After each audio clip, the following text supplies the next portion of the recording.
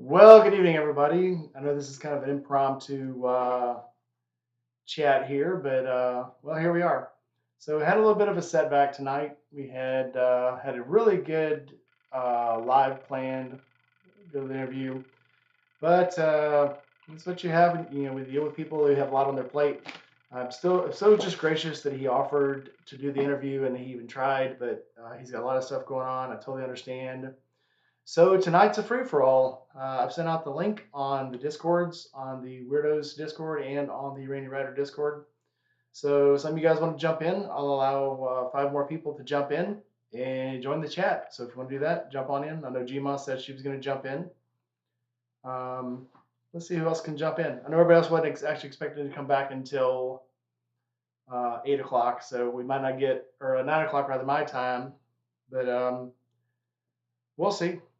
Um, I know a couple of you guys. I know this kept getting pushed later and later. It's that's I guess that's the nature of the beast. Sometimes when you try to work live, things don't go the way you plan. But we're gonna work it out as best as we can. So yep, he does rescheduled for Monday. I put it down for 6. He asked for 7 my time. So Monday, 7 p.m. Central Time, we're gonna try to redo this whole thing, and we'll make the best of it. So I know Gma's trying to jump on right now. We hadn't been here in a while, so if you guys have any questions, want to know what's been going on, I guess it's a good time to hit it up. This is going to be very, very impromptu, very, very from the cuff. I don't even have a thing for this, except for everybody's going to be jumping on. So, if you guys don't know who Chris Bartlett is, he is the new C3PO. He was in Mandalorian. I think he did like 11 roles in Mandalorian. Most of the robots, the pilots, he did the ferryman, the very first episode, the one that sold the Mandalorian a land speeder. Very busy guy. Does a lot of work. He's going to be in the gentleman's ride tomorrow, the distinguished gentleman's ride. So he had something to do tomorrow. That's why he finally said, he's just got to get ready for that ride. So we're just waiting for people. If anybody wants to jump in, we're just going to be waiting a little bit, I guess. Let me check on Gma, because Gma is much more interesting than I am. And I'll get her in here. I know the boys were going to jump in. Let's see if I can find some of them.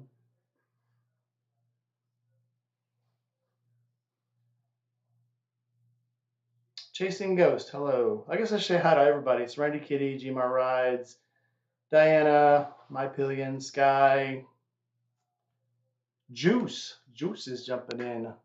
Juice would like to jump in, and his camera is already in use. I'm not sure where he is. Rides, Diana, My Pillion, Sky. Hey, I can hear you.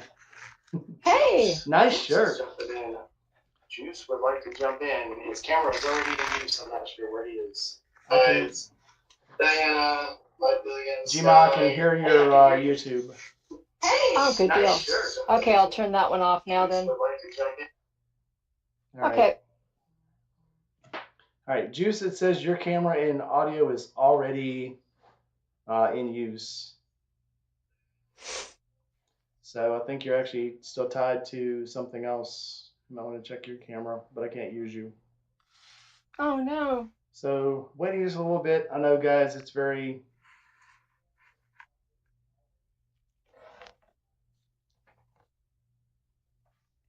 impromptu. I don't like being caught off guard like this, but here I am. There's Juice. And there's Gone. I'm here. I am having all the technical difficulties. OBS was not agreeing with my background, so you get raw guest room backroom here. Raw guest room is fine. I guess I gotta move my head over to centralize myself here.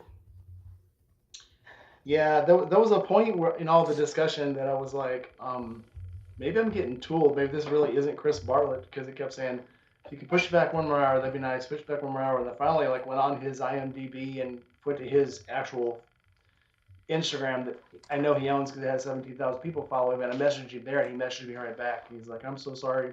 And then he started texting me. He has my phone number. I'm kind of excited about that, but I shouldn't be. I'm such a fanboy. But Yeah, it's too cool. I try not to be fan. It's funny. People yell fanboy over that. Literally, he's like 1 day younger than me.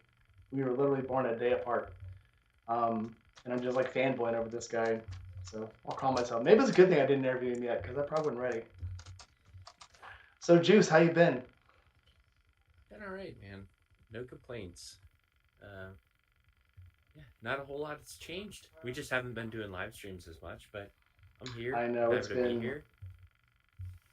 it It's has been riding season. Yeah, I did ride today. Yeah. it's riding season, it's working season, it's yard season, it's every season. So it's really hard to get one, get everybody together. Two, when you can find time to get together, it's summer. You're so freaking tired. You're just like, I think I'll just sit in front of this TV and kill a bunch of zombies.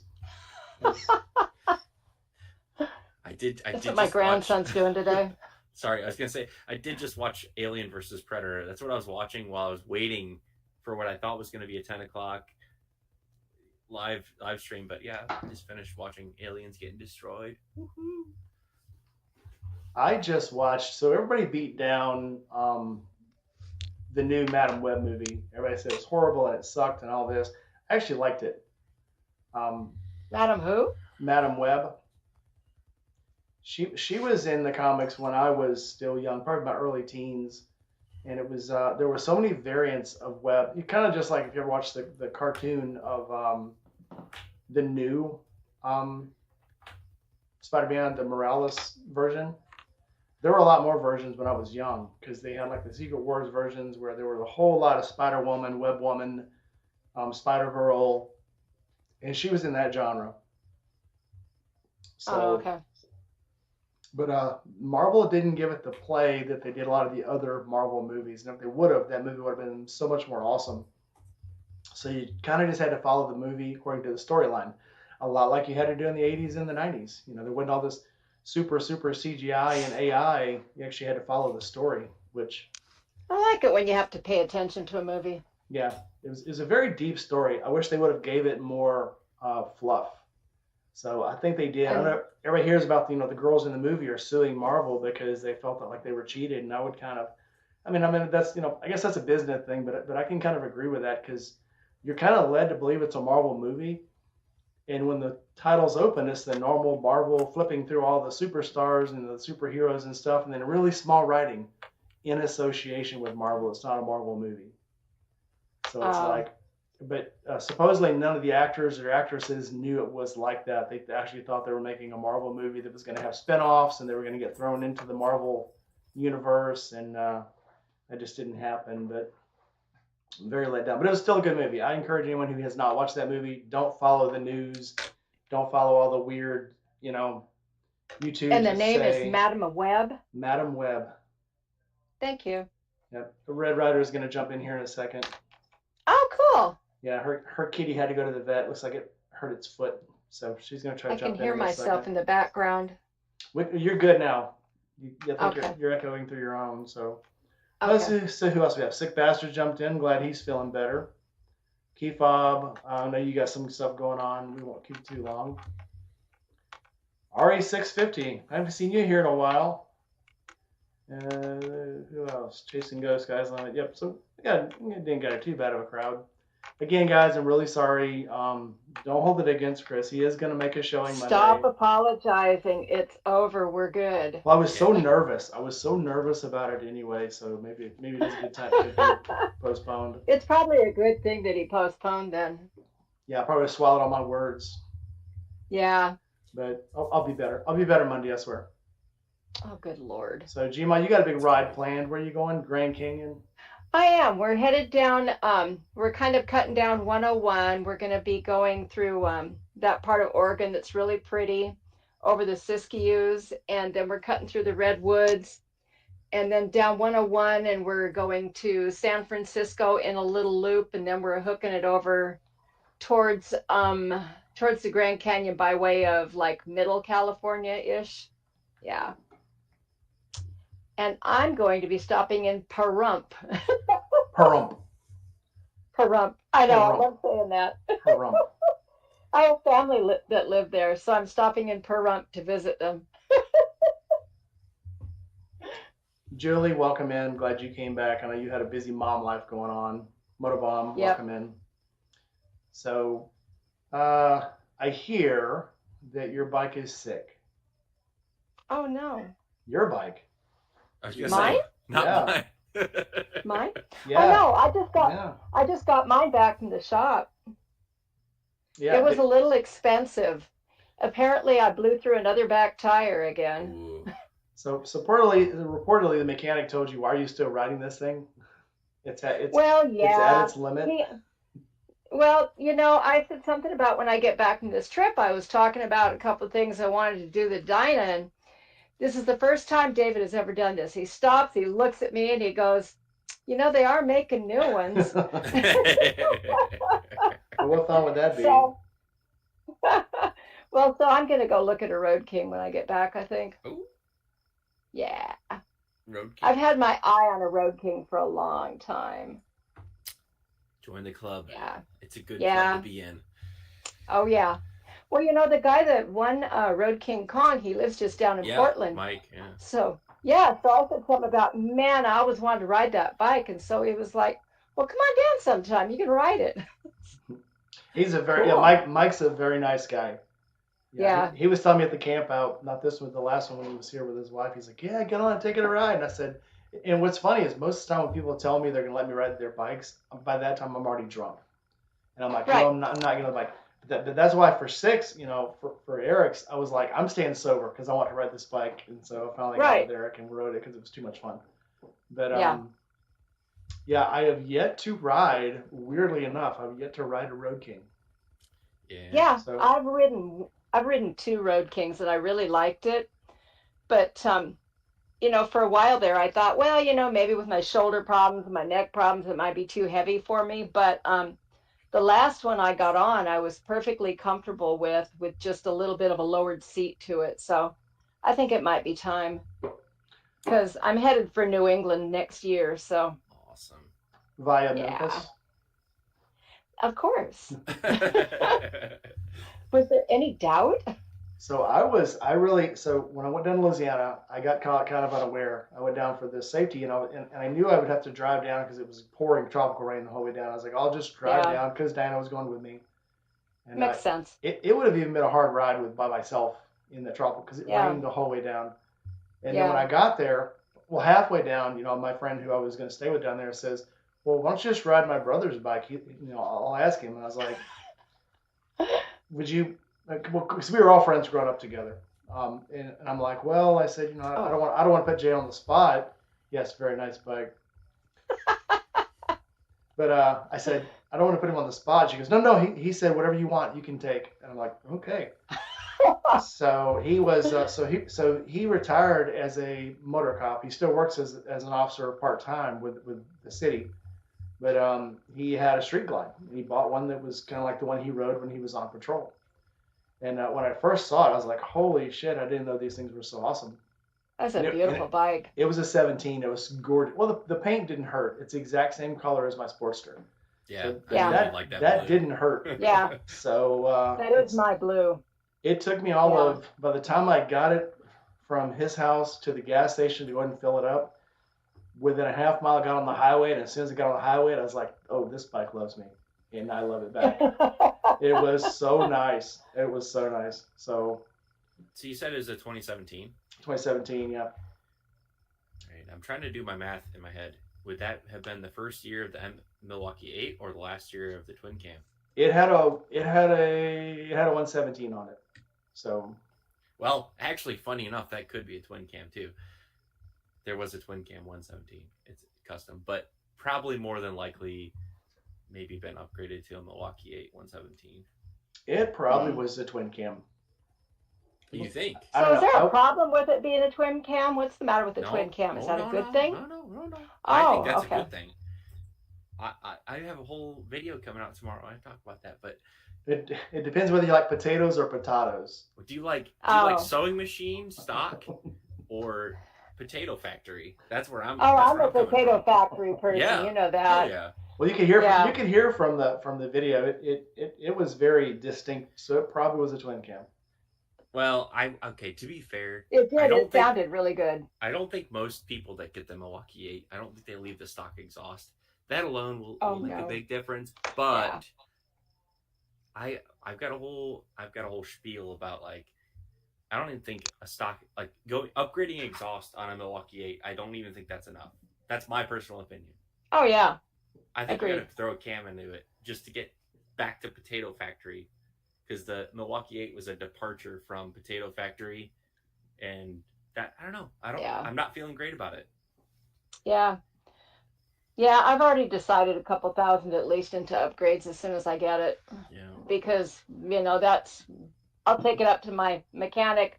He'll look at it and we'll talk about how much money more do I have to put into it and we'll do it. Yeah, they're great. Yeah, I'm pretty excited. I wish I had new bike money. It'll probably be a year old. that's Yeah, that's fine. Yeah. yeah. But I did the new bike thing when I bought the Dyna, and it'll have 70,000 on it this year. That's So awesome.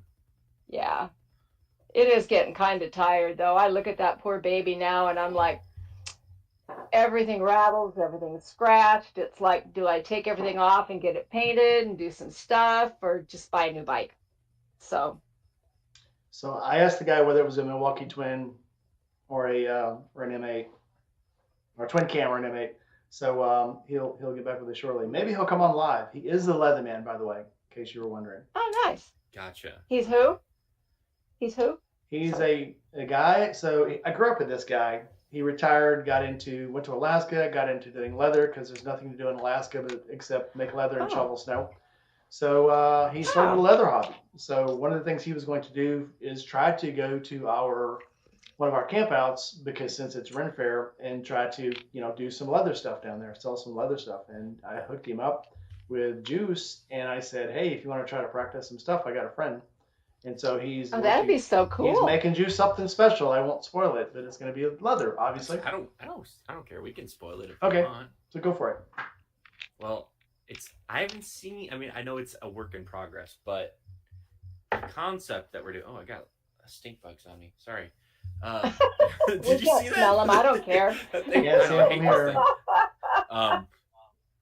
Bracers. So like a piece of leather that's gonna go kind of from here to here, and we're gonna have a lace kind of deal instead of I don't know. There was a couple of options, but that stink bug just buzzed me. Anyways, I'm pretty excited about it, and I'm super appreciative.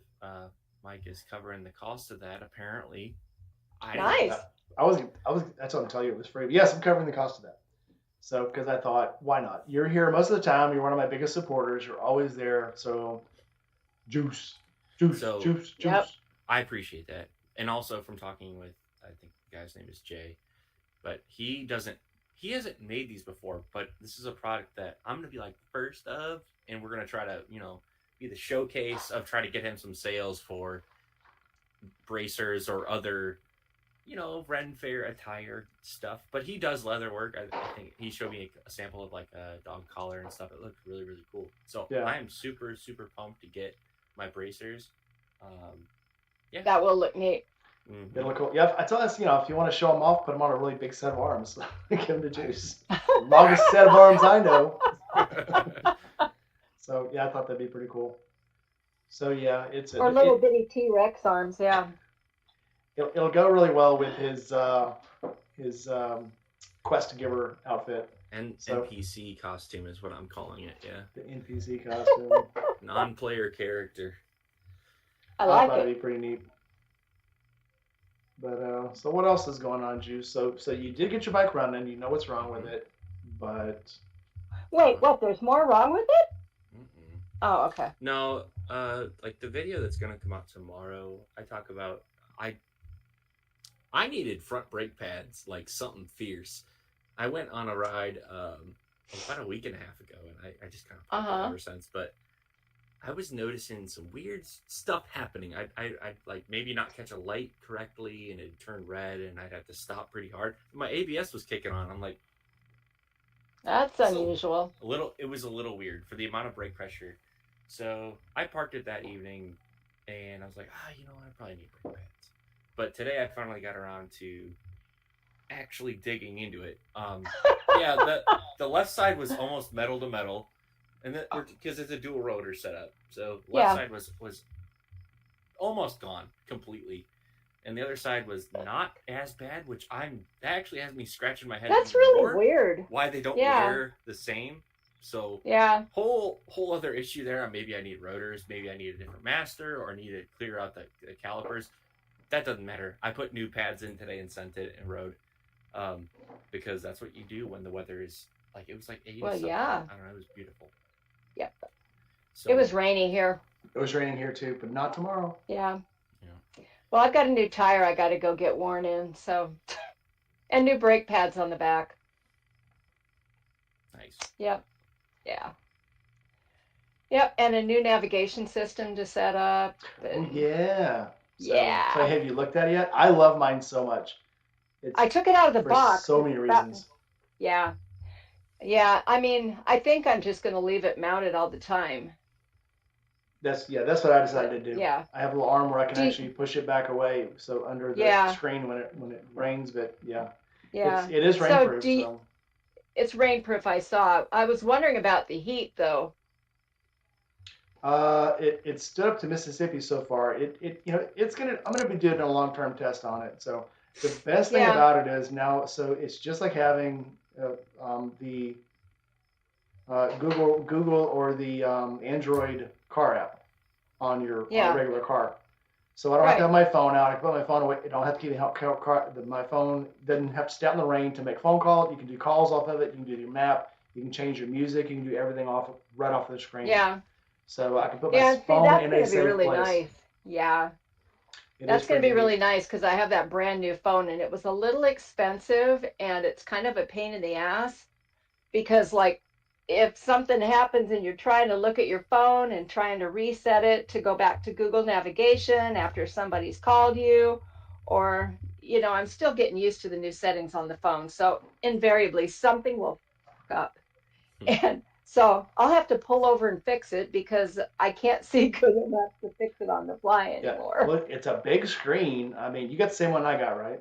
Yeah, I It's did. it's I got the almost this. exact same thing. It's a little smaller than an iPad, and I can do Yep. everything. It was at first it was a little weird to Oh, get Sid's used to, here. but once it got there, hey Sid in the dark, Hi, Sid in Sid. the dark, Hey Oh, Sid, sorry, I was gonna say I know she's camping. fireplace Sid. It's dark as hell out here. I'm sorry, guys. Well, we It's can see fine. the fire, so that's kind of nice. Yeah, Yeah, we're it's like normal that. with it. It's like that Christmas channel thing. Like just Yeah, Comcast at Christmas. She's probably petting a dog. there She's you wanting us go. to see she's petting a dog. Aw. I know it's so cozy warm now, isn't it? Mm-hmm. Yeah. I need to get my marshmallows. They ain't gonna stick. Yeah. I've got some chocolate. Oh. Hold on. That's an Yeah. outside fire. Neat. Oh Yeah, yeah, she's we're camping. outside, man. I'm camping. I thought it was a fireplace. No, Wow. well, it kind of is. I am so Well, it's an honored. outside fireplace. Yeah. Thank you, Sid. Ricochet Yeah, just why? stepped in. Good day, Ricochet. Intoxicarius, Chris stepped in. Got a good little group going on here. Now, if they all hit the like button, they can join me doing that. Yeah, hit that like button, y'all. What's going on? Yeah. That would Don't hold give back. us 13 more likes. Yeah. We got 15. We got 15 Ooh. people watching. I know, right? Yeah. Oh, you know what? Here, hold on. I got this. So interesting. You talked about Alright, I'll take the But I Android was gonna Auto do or Apple Play kind of display. Mhm. I love that in my truck. Yes. Oh, yeah. It's the But shit. here's the deal. I am one of those people that's of mixed opinion about having that much stuff on a motorcycle. Yeah. I truly, I don't even need to have this mounted to my bars most of the time. As long as my Uh-huh. cardo is charged, I can listen to my directions like that. As long as I got directions and music, I'm a pretty happy camper. So Yeah. I see that, but I also like to say that I like the ability to just glance down really quickly and look at my route and see if there's some guy being stupid in front of me. Do I have a straight shot to get around him, or am I going to be running into a corner soon? So that kind of stuff is nice. The big And screen I is very utilize it nice. for that. Yeah. The big screen is very nice, and it's very, it's you don't, it's like the things you don't notice. So when I was working off my phone, if I had to like recalculate the map or if I had to do something, I literally had to like make my finger as small as I could with my glove and try to poke the screen. But this thing, it's Yep. such a big screen. It's like I can swipe with my finger. It's very easy. You can swipe the music. Yeah. You can do more on that thing. Plus, it's so big, you can have the music, the phone, and the map up all at the same time. Oh, So nice. so it splits the map up. So like when you get a call, so it's map and You music. could probably even open your Cardo app on it too, huh? No, the Cardo app runs on your phone, but you can run through it. So Oh, it okay. does run through Yeah. Cardo, but you don't bring it up Yeah. on the screen. You probably could. I don't know. I need to do more testing. But you don't keep your phone on your handlebars anymore? Nope, I put it in my pocket. I have a little holster that I have on the side that goes through my belt loop, and I keep it in that. Of course you do. So well, because that's what I use at work. So I don't even Oh, obviously. okay. So it's like a little phone holder on your side. That's like a cloth zip Yeah. up thing, and it has Yeah. laces. You can put it through your belt. So Oh, that's okay. that's much better to hang on to it to keep it out of the way, especially with working on stuff at work. You don't want it in your Yeah. pocket. You don't want it in your breast pocket because you'll lean over and fall into a Right. piece of machinery. Yeah. So that's where I keep it. But yeah, it's very cool. So yeah, it's just like Android Auto, where you can either have a whole map open, or you can split it between map and music, or you can just go to music. So it's Yeah. very, very I'm cool. super excited. I'm gonna go set it up in a little while here. It's one of those things you don't know you need it till you use it, and then you're like, oh my god, how did I ever do this? See, but then Yep. I'd just be like, I'd be getting the road glide, like, because I don't have any of technology is limited Yeah. on my current ride. If I start adding in stuff like that, then I'm like, well, then I need a radio and all these Don't- buttons. Yeah, I'll never But have a you I radio. don't won't. want it. I don't want No, I never would have a radio. No, I want. See, this is going to add every little bit that I need. I'm going to have my route. I'm going to have some tunes. If somebody calls me in an emergency, because I have a couple of family members that frequently need stuff. So it's nice to be able to respond to a phone call or whatever on the fly. But yeah, so it's going to be just exactly enough, but not more. So I'll Yes. keep you posted on it. Yeah, I like I said, I have loved it since I put it on, and I'm like, maybe I need two now. I'm not sure how. I probably won't put one on the Sportster. What I'll probably do is go ahead and put the TomTom on the Sportster. But Yeah. on the big bike, it fits perfectly. I can fold it down between the handlebars where it's not quite looking all the way down to the tank, but just like right above the handlebars, so it's not blocking. Yeah. It's not blocking the gauges. It's not blocking, anything Yeah. else. It's perfect. I do love that part about it too, is because you don't have to look down nearly so far to see your speedometer. Yeah. Not that I need to anyway. I go the same speed all the time. Fast. She don't care how fast she's going. It is what it is. The speed of You got the one speed speed of mom. on. Yeah. Yeah. That's one of my big concerns about this ride that's coming up. It's like, I know one of the guys that is riding with me is a quicker rider, but we're going with somebody that's on a trike, and another guy who's already like, well, how far? So we'll see. We'll see. Yeah, Sky's saying the new Harley helmets have comms. A lot of helmets now have built-in comms, and the problem with them is, the best thing about my Cardo is I can get the JBL speakers to put in it.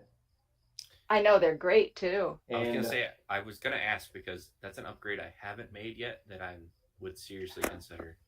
I would love them. Yes, you would. Highly Yeah. recommended to bump up to the JBLs because it's so much clearer, it's louder, and the weird thing, and I'll say this about Harleys is Harleys are loud. The number one thing I hear from people is that, yeah, I know, geez. The number one thing I hear people say is like, well, I can't hear my speakers, so I can't hear my helmet. Because you put loud ass pipes Yeah. on there.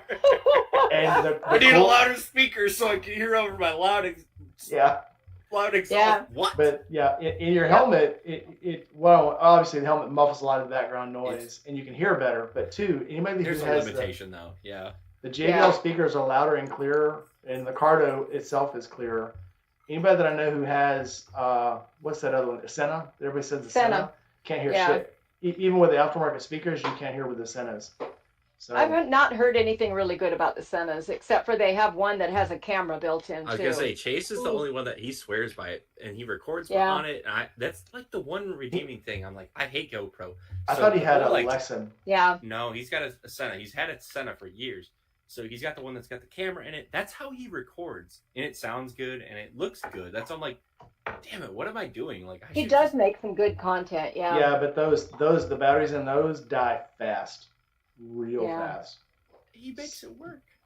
Yeah, but Yeah. you don't get a whole lot of I- on board with I that. can't fuck around with that kind of shit. You know, I need to plug it in and go and forget it type of a life. And I need Which is why I don't put videos out. I need like a full 4 hours of recording time. Hey, Red Rider, good day. Hey. Yeah, it's so one thing that Chase has said, when you turn that camera on, you better mean to record it because that's all you're going to get. When you're out of battery, you're out of battery. Yeah. And with that Cardo, and with the GoPro, I've got a good hour and a half recording time on one battery. So if I run out, I can just swap batteries out. What And kind I of think GoPro are you using? Because I only nine. get like 45 minutes. Really? Well, it also depends on what you're recording at. Yeah, it also if you're depends Yeah. on what you're recording 4K, at. yeah. I recorded Yeah. the highest resolution. Same. Really? Yeah. Yeah, because you're never going to be able to go back and hit that scene again.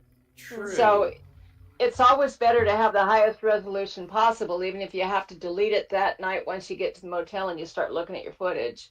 Mm-hmm. I mean- I usually use 4K because I'm like Really? 4K Yeah. I Yeah. use 4K. pretty good. Okay. Yeah. I hate record editing most of my stuff at 1080 30 or 1080 60. I just think most people's devices nowadays are in 4K, and it's only Yeah. going to start getting better. So it's like I Yep. want my videos to still be like decent looking quality, like Yeah. when everyone's TVs are like 12K or Yeah. whatever Yeah. in a few years, right? Yeah, Like, I record in 4K because I mean you don't need anything better than that because when your helmet cam is you're looking at least 100 feet, 200, 300, 400 feet ahead of you. You're not looking right here. So when I'm doing close-up stuff, that's when I use my Sony. I use that the 1FX when I'm doing close-up work. And then for far away stuff, it wants to be. You want it clear. Don't get me wrong. You want it clear. You want it crisp, but you don't need to have it like microscopic, like level, like somebody's 3 feet away. So. It's a little give and take. I mean, but yeah, I do record in 4K. But yeah, I get really good time out of my batteries.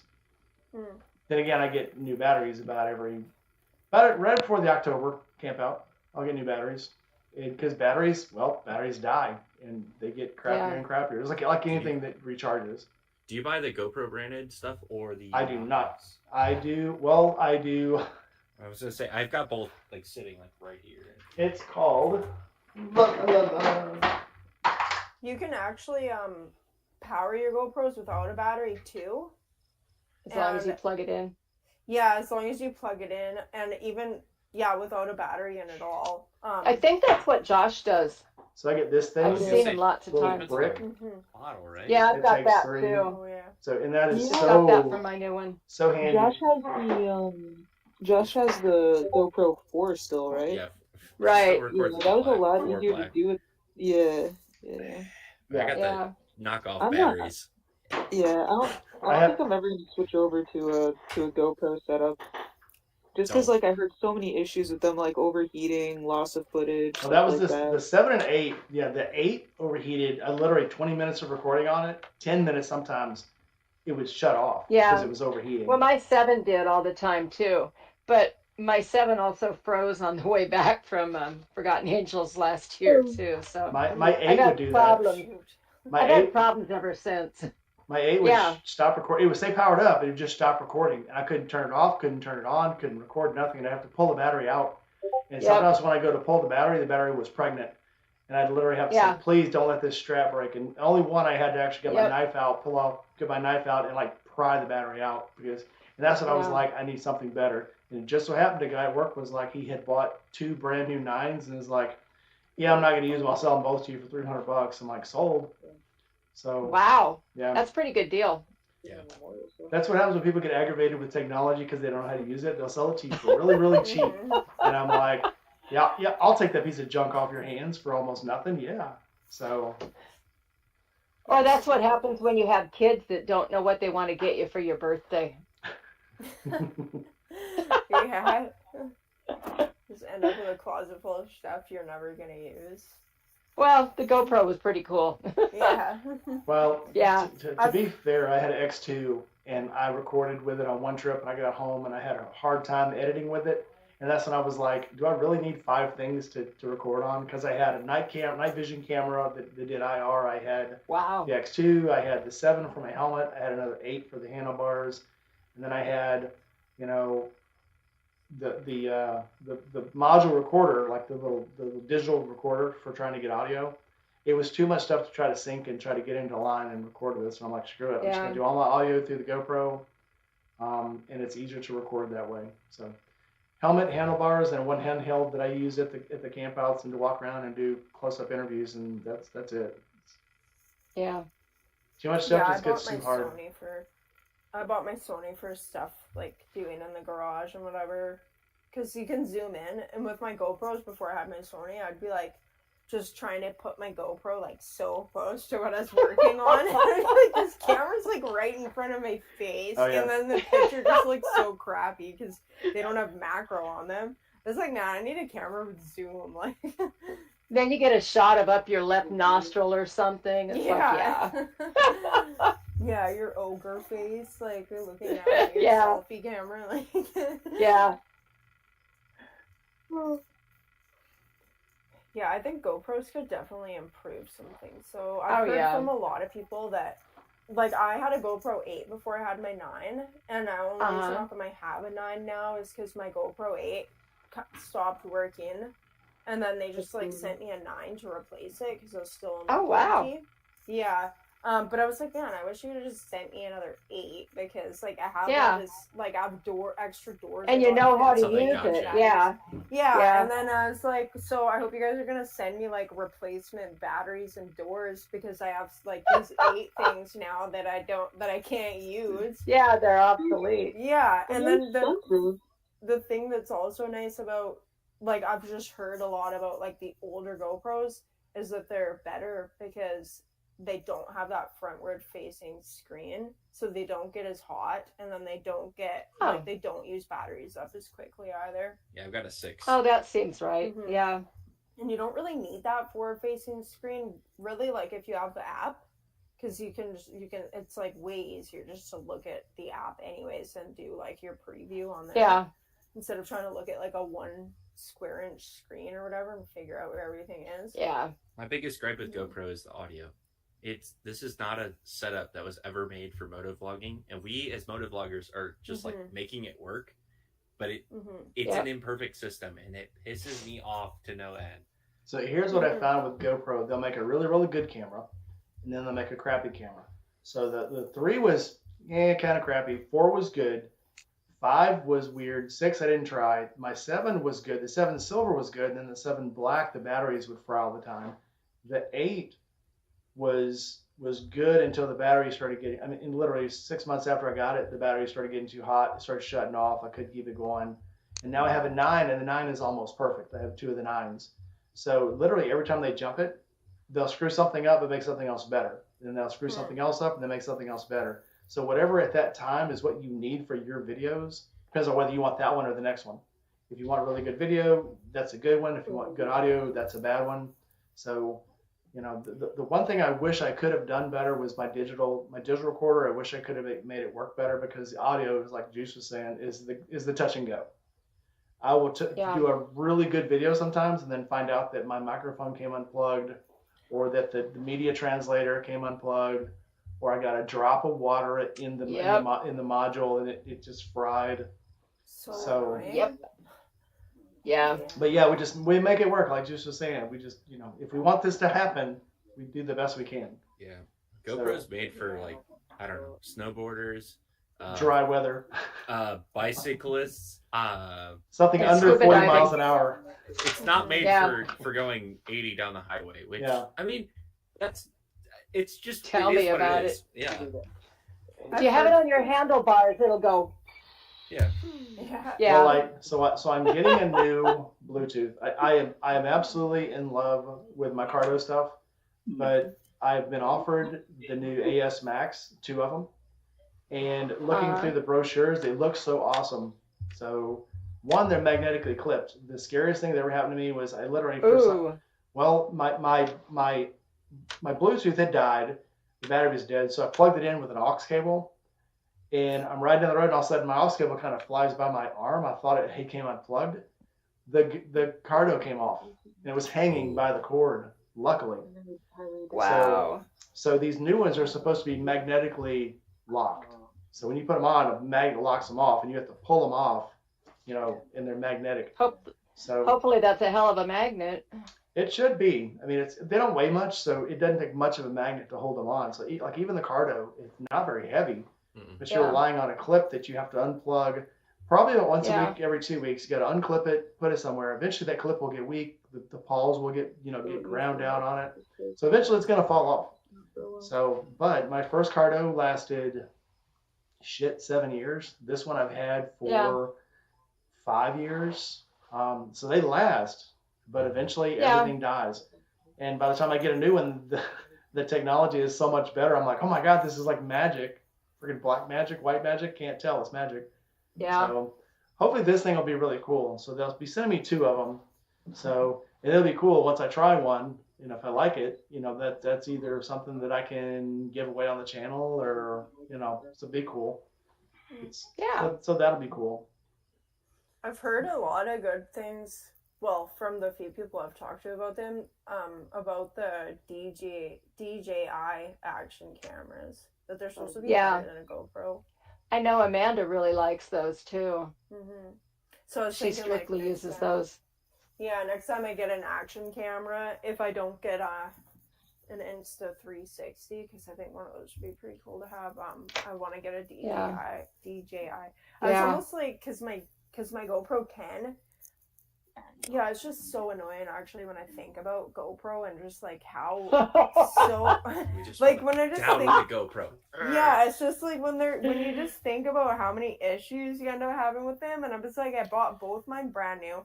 They both crapped out like before the 1-year warranty. Yeah, my GoPro 8 and my GoPro 10 both crapped out before the warranty, and then they replaced them both, so they gave me a 9, and then they sent me a new 10. And my GoPro 10 is like so stupid. Like I'll turn it on, and then it'll randomly turn itself off like 5 seconds into recording, and it'll do that like a bunch of times in a row. So and then my 7 does that too. Yeah, and then there'll be other times where it'll be sitting on the bench, and I like 15 minutes after I've turned it off, it'll turn itself back on, and then it'll just say GoPro powering off forever. Like I went for a ride, and I got my camera set up on my chest mount, and it's like, okay, it's good. Like I'll just like turn them on when I get to where I want to start recording, and then like I'll sync them and whatever, talk into them so I can sync them later. And then when I got to the end of like this road that was like a 20-minute ride, then I look down and I go to turn on my GoPro 10, and it's like the screen is just like forever powering off, even though I knew it was off when I left. And then it like turned itself back on and did this stupid powering off thing, and it just stayed like that until the battery was almost dead. And then I look at it, and it's so annoying because once you have it in the media mod, you have to undo everything to get it off and then like readjust. I was just like, I was so mad. I was like, I'm actually still thinking about doing it. Like, I want to call GoPro and be like, look, I don't want another one of your dumb cameras. Just send me back my money. I'll send you your camera, and I'm going to buy something else. Like, I'm so annoyed. Like, I'm like, man, like, let me know how that works for you. They've been really good, like, customer service wise with my other cameras, but I'm just like, I just want to tell. And you know what? If you're pushy and insistent enough, it's like they just get tired of hearing you. Yeah. Like, okay, like whatever you want. Yeah. Like, I found that out with Arai when I had some helmet problems. Yeah. Mm-hmm. Yeah. Out of curiosity, has anyone looked into getting the new Ace Pro from Insta360? Well, you just jumped the gun. I was about to make a segue into that. Hey, man. I was going to say the common thread here is that we're all Harley people.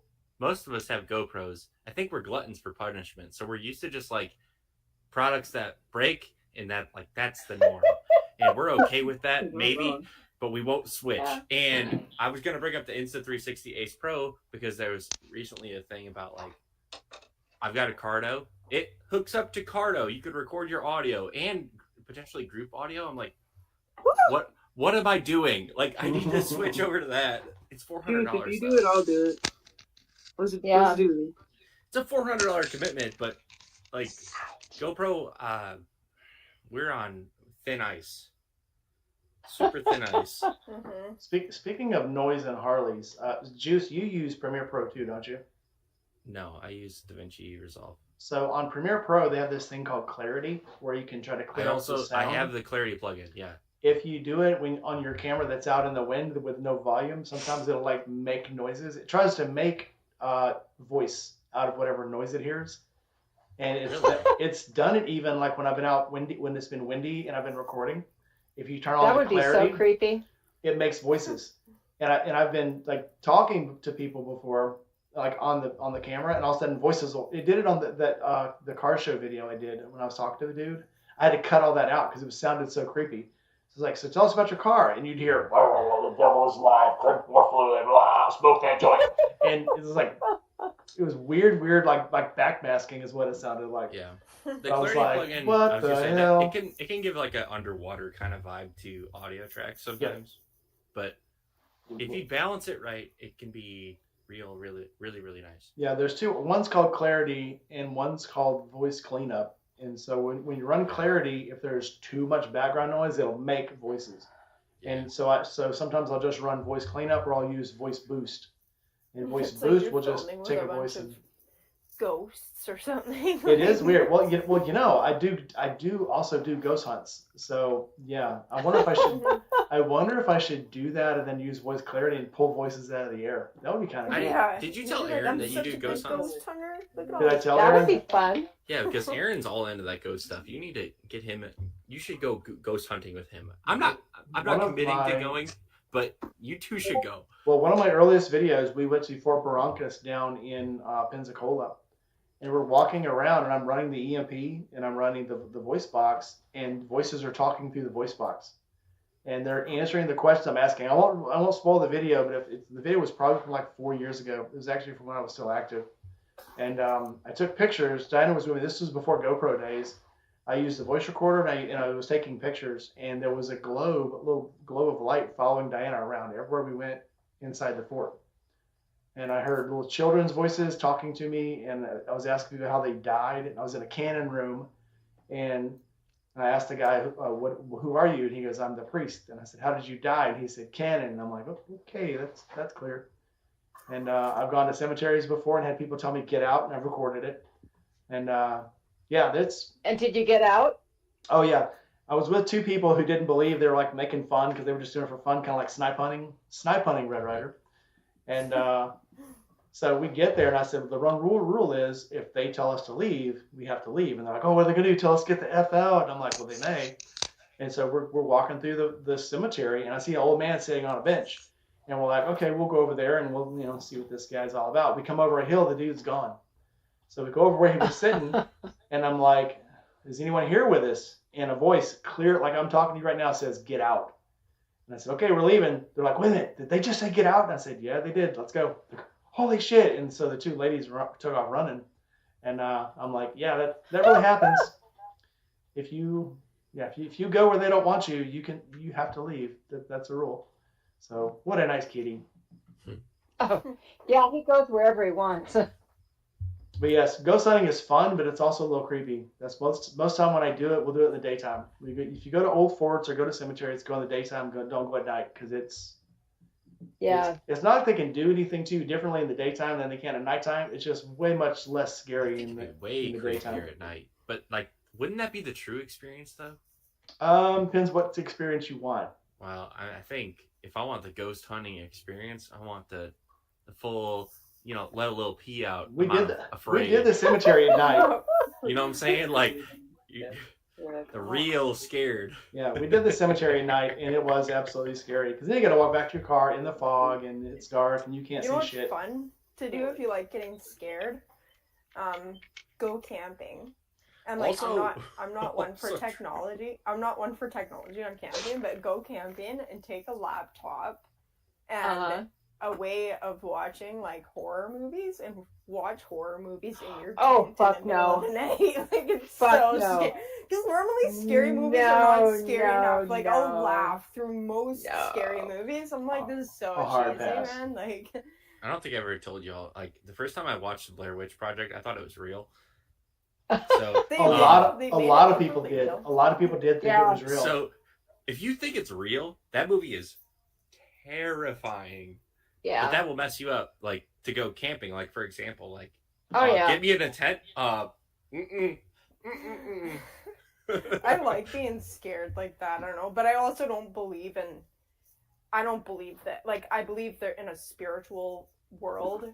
I don't believe that dead people come back to haunt you or anything like that. I believe that there's good and bad spirits out there, and that they can affect you, but only as much as you allow them to. Yeah, and that's why I tell everybody: don't talk to them. If you're out there, number one, if you're in your own house, never talk to anything that you see.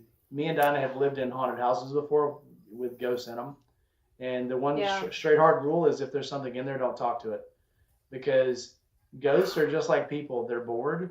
And if they know you can hear them, it literally is like 1%, 2% of the population can hear them. And if they know you can hear them, they want to talk to you more. Then they won't leave you alone. Yep. You ever seen that movie, the movie Frighteners, with, I think it was Michael J. Fox?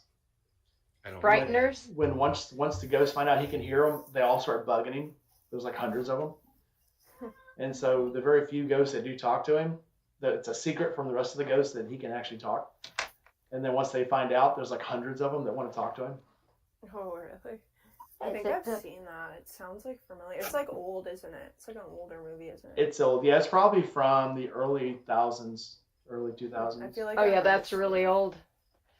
Well, you're looking at. I'm sorry to remind you of this, Gma. That was 24 years ago. Oh my God! Shut up! Stop! Stop! I was a baby 24 years ago. It is a total surprise to me how old I am. I really don't believe it. I've just decided I'm going to start lying hardcore about it. Yeah, Diana. Somebody asked me the other day when we were out how old I was, and I was like, I'm 40. Oh no, I'm not. Yeah. Wait a minute. Time out a second. You do forget. Yeah. I always thought it was funny when they, I thought it was always a joke in the movies when they asked me how old they were and they didn't know. I've got to think about it now. Yeah, it's true. Yeah, I got mine off by a year the other day. We were having my birthday party, and my kids asked me, well, how old are you really? Because I've always lied about it. And so I was like, well, I'm 68 years old. And my son's like, no, you're not. No, you're not. You're 67. I was like, really? So my son, being the smart ass he is, has to break out, or no, I think it might have been my daughter, breaks out the calculator on her phone and starts showing, no, this is how old you are, Mom, see? I was like, okay, never mind. We're aging well. But I'd rather be 35 anyway. Thank you. We're aging well, so it's okay. Yes, we are aging well. But yeah, going back to scary stuff, I worked at a state mental hospital for 25 years. And let me just tell you, that's some scary shit.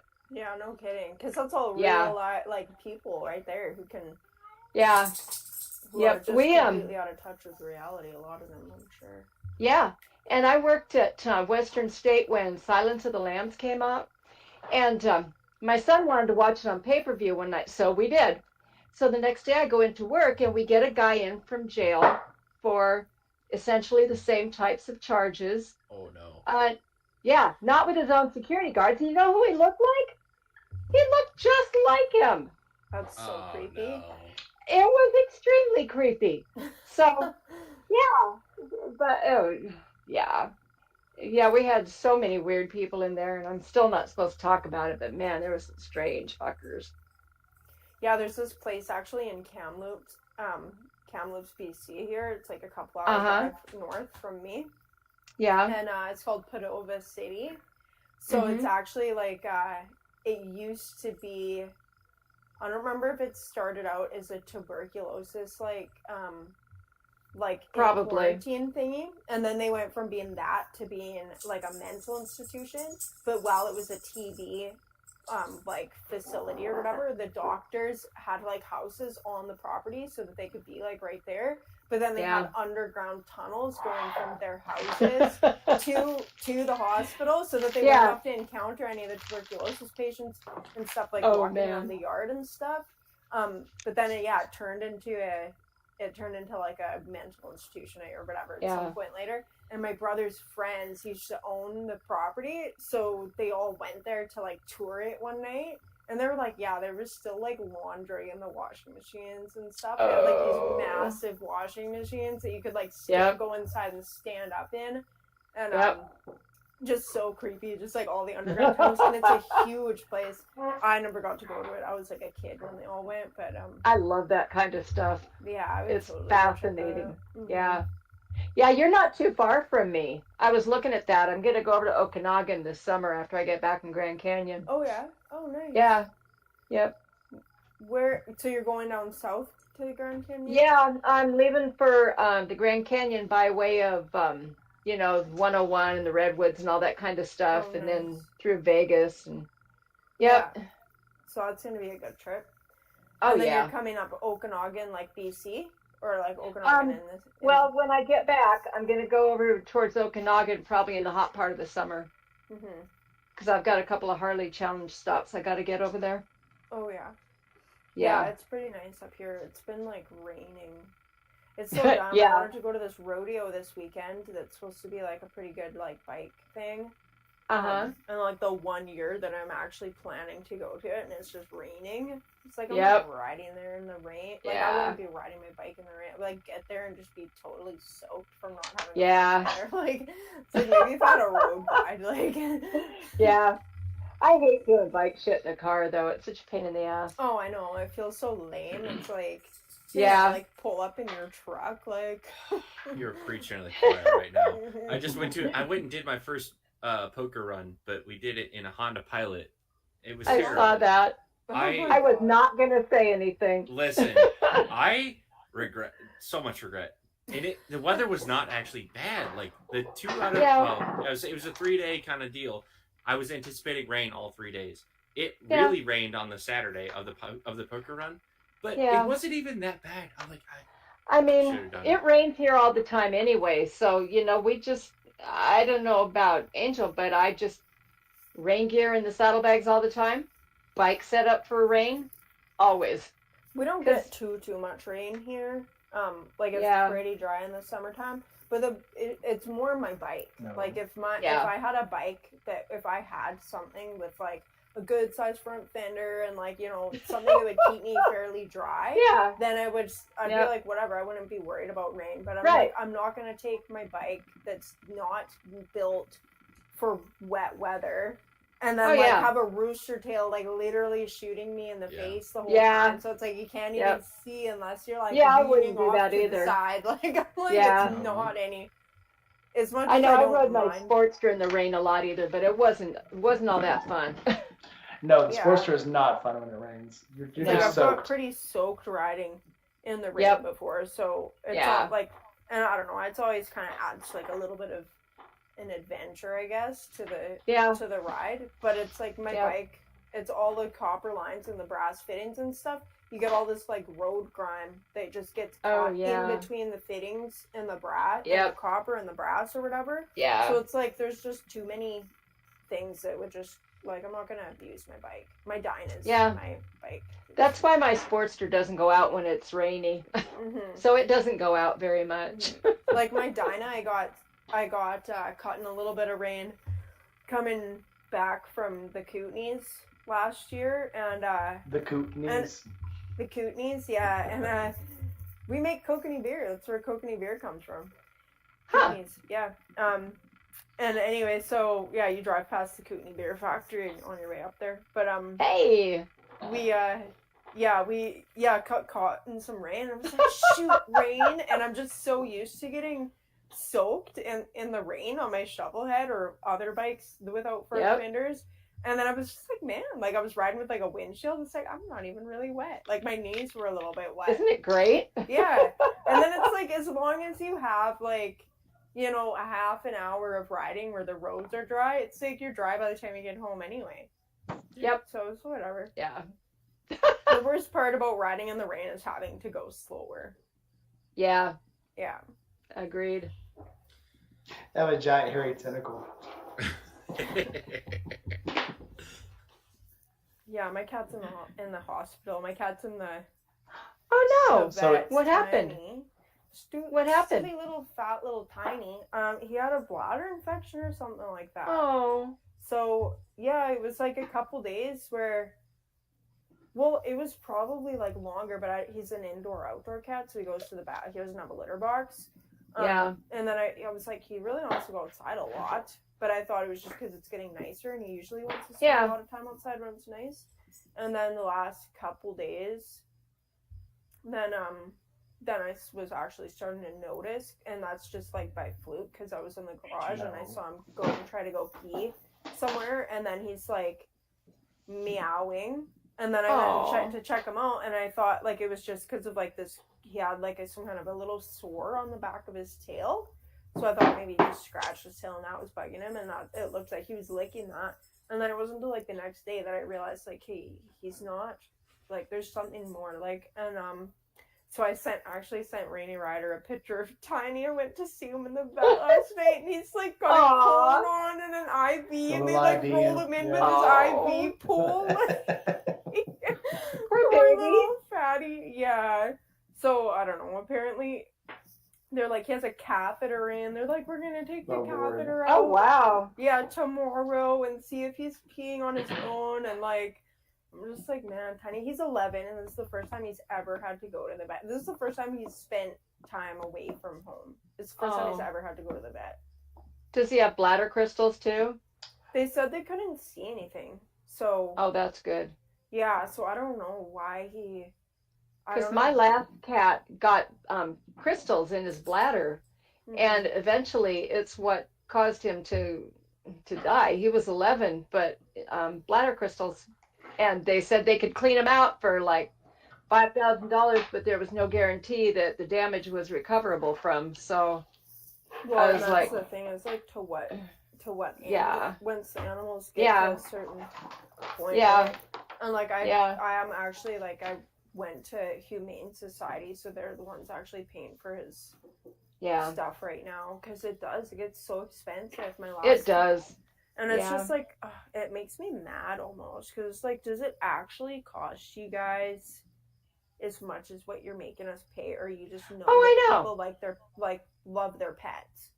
So my cat had an asthma attack, and so I took him in. They put him on oxygen for 2 days, gave him an IV, and kept him in an oxygen tent. And I had to cancel coming to Forgotten Angels last time. Because my cat got sick and cost me $4,000. Well, vets take it very seriously when they have a sick animal because they literally. Yeah. So when our ferret got a broke arm, she crawled under the refrigerator and got into the compressor fan. Well, we don't need more. How cool! We don't need more. Yeah. I've had 2 ferrets. Hi, Bubba. She got under the refrigerator, got caught in the fan and broke her arm. No, got dislocated. Oh my her arm. God. So we took her to the vet, and the vet comes in. The assistant would talk to us. The vet came in, started talking to the ferret, and then took the ferret off. The assistant says, "Yeah, he doesn't like to talk to people because most of the time people bring their animals in, it's because they abused them." I'm like, "I swear to God, we did not abuse this animal." He got into the refrigerator, and but yeah, they literally just treat. He really spent all his time talking to the ferret. Didn't talk to us at all. And vets, though, they take it very seriously. When they have an animal and they think they can save it, they'll literally do anything to save the animal. So we had. They did a really good job with Zipper, but damn. I think it really depends on the vet too, because like my one cat who you guys don't see as much, because he's a elusive little black cat, but he's not little actually, he's huge. But my one cat, Izzy, he's such a little idiot. Like, he would get... he's super cuddly and everything like that, but he loves to fight other cats. And he's neutered, too. And I was like, what's your deal, dude? Like, and, but anyway, I thought this one cat in the neighborhood was beating him up all the time. So I'd scare this cat away. And then one time I was, like, out there sitting on my patio. And I was like, oh, this cat's back. And then, like, my cat's sitting there. And then my cat goes and charges at him. I was like, you're the one starting it, you little jerk. Well, he's got you to back him up. So he's always fighting. I was always cleaning, like, abscess. I got pretty good at, like, cleaning infections. Oh, yeah. Because he was always having them. And then one night I got home. I'd left him outside. Like, he loves being outside. And so I left him outside. I'd just gone for like 2 or 3 hours or something like that. And I come back and he's limping, like not even walking on his one arm all of a sudden. Oh. I was like, what did you get into, man? And like this cat, like I swear he's just always got something. Anyway, so he's not even walking on his one arm.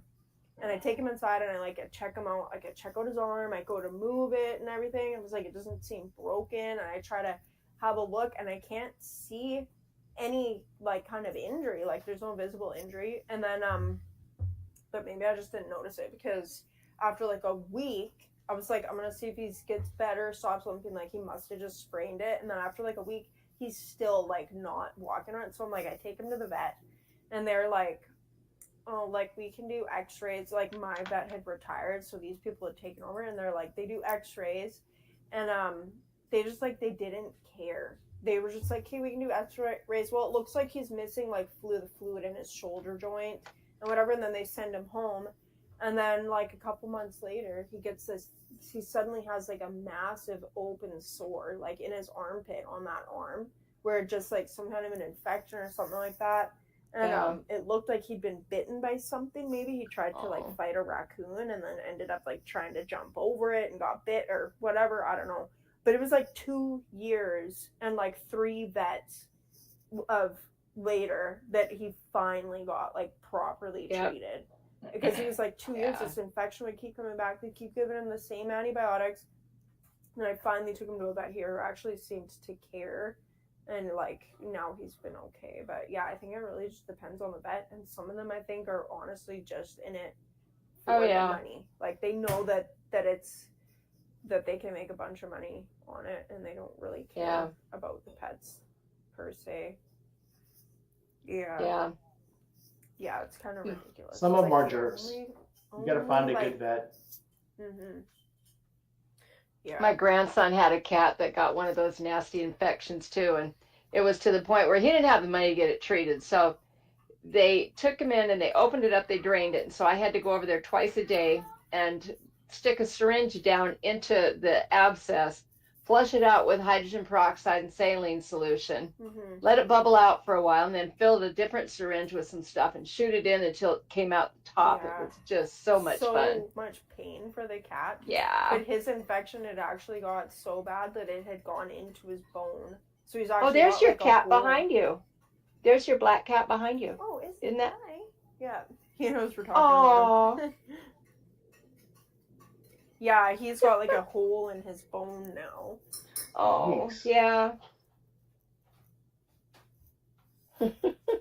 We had one that got bit by a rattlesnake, and I had to. It got got a huge sore on its back, and I had to. It was a completely outside cat, would not come in, and it was a huge orange tabby. But he would come up and sit in my lap while I cleaned the bite with peroxide. And he'd be like, "Oh." But he'd sit there. Once I cleaned it, he would get up and walk away and come back the next day and wait for me to clean it again until it was all clean. And then he was a wild outside cat again. Yeah. Animals are weird. It's like they can understand you. They can understand when you have good intentions or when you have bad intentions. Yeah. They're an excellent judge of character sometimes. Mm-hmm. So it's like when Zipper's having an asthma attack, he'll come up to me and start seeking his prednisone. It's kind of weird. Mm-hmm. Yeah, it was weird with Tiny, like getting sick this time, because like Izzy's been in and out of the vet so many times, and he is giving you the stink eye big time. Yeah, you need to pet him. Wants attention. He's been in and out of the vet so many times. So like since he was a kitten, he's just been like nonstop. Something's always going on. But so I feel like Tiny, like I don't know. I almost feel like Tiny's made the connection where Izzy will leave sick and then come home better, smelling like the vet. And then it was almost as though like Tiny with this bladder infection was like he'd look at me and meow like he was asking me to help him. Can I go to the doctor? Yeah, and then it was almost like he was asking me to, because as soon as I brought him to the vet, like Tiny loves car rides, but as soon as I got into the vet with him and he was out and walking around, he was the happiest he'd been in days. Like just poor baby. and, like not even noticing his pain anymore. I was like, Tiny, do you know that you had to come to the vet to be helped? They're smart. They're very smart. They are. If I could show you the picture, maybe I can show you the picture of him on my phone. I sent it to Rainey, but yeah, I have it online. Yeah, I looked at it. I saw the little cast. I thought it had done something to his foot or something. No, that's just where his IV is. Can you guys see that? I don't know how easy that is. Oh. Maybe if I turn down my screen brightness. Look at him! He's got his little IV pole there. Oh, little fatty. He's so unhappy. Oh, you sent Poor me little fatty pie. You sent me the picture after you shaved him too, and I thought I wanted to make a joke about that so bad, but I was like, no. Tiny always goes through a short bout of shame after he's had all his fur chopped off, but he actually really likes it. Bubba feels the same way about his haircuts. It's like he doesn't really like going into the groomer, but I can't deal with all of his, because he's Pekingese, he has long hair. So I go in and I get him a puppy cut, like every summer, and then he all walks around like, "Yeah, I got my hair cut. Yeah. I look good." Yeah, Tiny. I've been shaving. I took him to the groomer like a couple times, and then it was like $70 a pop. I was like, I could buy my own shaver for that price and do it myself. And he used to be really good with it, but now that he's getting older, he's just a jerk about everything. Yeah. And but he's so fat. Like he's got such a gut. Like I could probably grab as much fat on Tiny's little belly as I can on my own stomach. And he's like got so much that his fat just like it lays on the ground while he's like crouched over. So he ends up like his nipples will be all chafed after he gets shaved. Like rubbing on the ground all the time. I'm like, man, Tiny, it's gotten so bad I've had to put Band-Aids on them for him. Oh my god. I used to have a picture of him actually sitting there with a Band-Aid on his nipple. Oh Lord, get him some of them little nippleses like people buy when they go running. Some pasties. Well, they have this thing. We have these things called nipless for runners for running like marathons and stuff. You put over your nipples to keep them from rubbing raw. And like little clear pasties is what they are. They're little Band-Aids without the cloth on them. And I have to wear those when I was getting ready for my half marathon because you don't realize that those things happen until you start doing those things. Yeah. It's just too weird. But anyway, back to motorcycle stuff though. So Red Rider. I don't talking about pets forever. Oh, I can talk about my pets forever. I'll just say one more thing about the pets. So I got one of those little gimmick cat brushes that are wet. They're like spray. Mm-hmm. Oh yeah, how do those work? Awesome. They're freaking awesome. It actually works. Really? It works better, and the cat loves it. The cat loves those little rubber bristles. Huh. And it actually does work. So I don't know. Maybe I'll do a video about it. Why not? I wondered about that. Why wouldn't you? I'll do it. But back to motorcycles though. Red Rider. So you spent a whole lot of time down in Tampa. Yes. What was your favorite part? My favorite part was my favorite part was meeting Red Rider, eh? My favorite part about like Florida itself, or just like the whole trip. The whole trip. Was just like the experience of just being there and like not feeling like I was away from home, really. Like when I was hanging out with everybody and everything, and we're all just hanging out like in the evenings and stuff, and everyone's getting together, I just felt like I was just like going to I felt like I was like hanging out with people from home, really, for a lot of it. Like a family reunion? Yeah, like I didn't feel like I was the only one there who didn't know anybody. Like the corn. You know? The corn was the best part. Oh, the corn was good. But no, the people, come on. Getting picked up. Was definitely my second best part. The beer was my least favorite part because your guys' beer like is not as good as our beer. No, that was horrible beer they had. That beer in the can, that weird peach thing they had was freaking horrible. Oh, I thought it was and they didn't have cake. Say it. No, they had some kegs. The kegs were pretty good. Whatever they had in the can, I'm not a fan. I mean, thank Must them have been for. donated. It was it was all donated. I can't remember what it was. Yeah. But so what was it like getting picked up by a stranger at 1 o'clock in the morning? Yeah, weird, right? I was kind of sketch. Yeah. That was totes sketch. Don't blame you at all. I was like, just like the trip there, I was like, well, it's probably not the stupidest thing I've ever done. I've like definitely got myself into more shady situations than that. But then being like, you know, not even in the same country or whatever, it was like, hey, well, if this is how I die, then this is how God wants me to die. I'm not in my own country. It's 1 o'clock in the morning. It's pitch dark, Lord. and I'm on the back of someone's motorcycle that I don't know. I wasn't too worried about it because of the fact that, like, you are not just some, like, total rando who nobody knows or anything like that, right? And I had, like, met you over the screen a couple times. So, and, like, I'm able to, like, watch your video. Like, when you can watch someone and, like, whatever, and they're doing their thing, it's like you have a familiar, I don't know how to say that word. That word. I'm with you. Yeah. You like, they're like an acquaintance or whatever. So I wasn't, I was more, to be completely honest with you, just like full exposure. My only real worry was I really hope Rainy Rider's not a creep. Well, thanks for the My trust. real concern would have been Penny Ride. Thanks for the trust. That's why I gave you a creeper hug when you came to pick me up. I was just, and then when you were leaving, I gave you a real friend hug. But like when you came to pick me up, it's like, if this guy's gonna want a hug. I warned you. I warned you for the hugs. I was like, yeah. But then everybody was hugging. Like, well, I was up for. By that time, I think I'd been up for a little over 40 hours. Yeah. So I was pretty tired anyway. So I probably looked like a freak. So yeah. No, when you first, I was no like, judgment. But once you actually got there, then I was like, I was not as worried. I was like, oh, he's just a normal dude. Yeah. So I'm totes normal. Can I follow up question because it's pretty applicable? Did Florida, the state of Florida, live up to your expectations of what you thought the state of Florida was going to be like? And well, I didn't see any freaking alligators. So, and the only ones I saw was deep fried on a plate. Also good. And it was actually not as bad as I was fearing, but I still couldn't just make the mind connection of it being an alligator. I couldn't eat.